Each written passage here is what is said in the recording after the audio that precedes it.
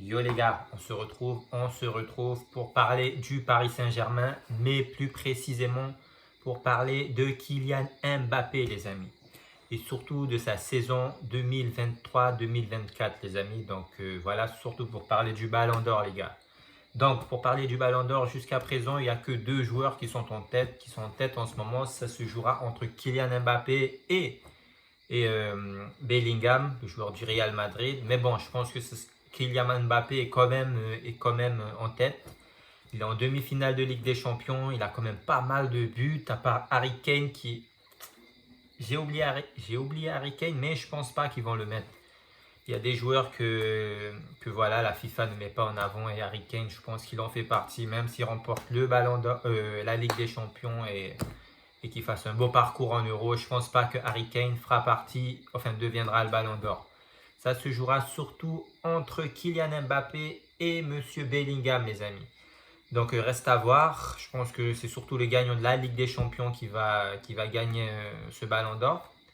Et je pense que c'est plus pour Kylian Mbappé, les amis, vu que Kylian Mbappé, il a quand même un historique, une carrière quand même de 7 ans où il a quand même accompli pas mal dans sa carrière, donc forcément, bon, il n'est pas au même stade que Cristiano et Lionel Messi, qui eux, on leur donne un ballon d'or dès qu'ils ont fait une bonne compétition, une belle Coupe du Monde, un Euro parfait, où voilà, ils n'ont pas forcément besoin de la remporter, mais qu'ils fassent une finale, voire une demi-finale, qui marquent quelques buts. Ces deux joueurs-là sont souvent avantagés dû à leur carrière de plus de 15 ans, là, où ils ont marqué pas mal de buts.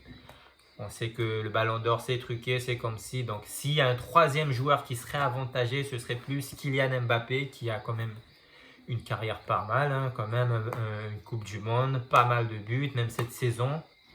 Il a quand même des statistiques individuelles qui sont pas mal les amis, donc reste à voir ce qu'il va faire, comment il va terminer la saison.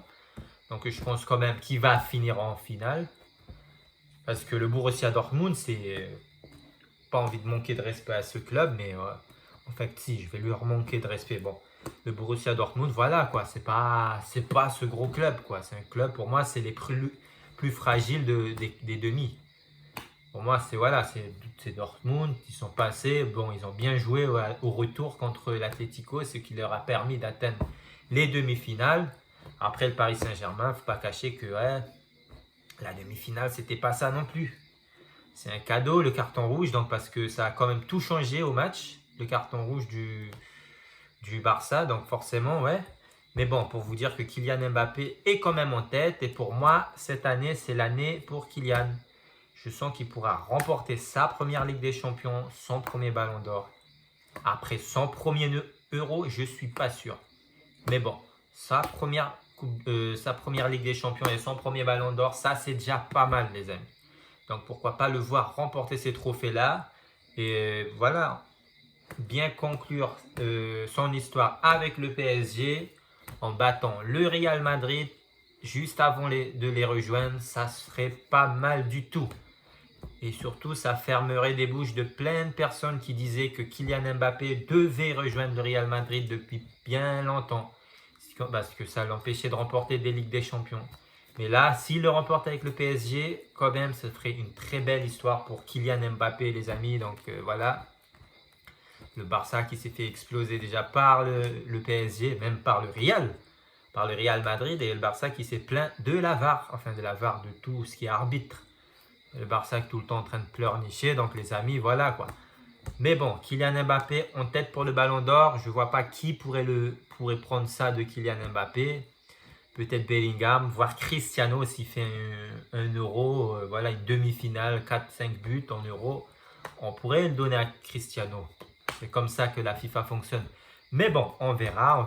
Je pense que Kylian Mbappé va quand même remporter sa Coupe du Monde, sa Ligue des Champions, hein.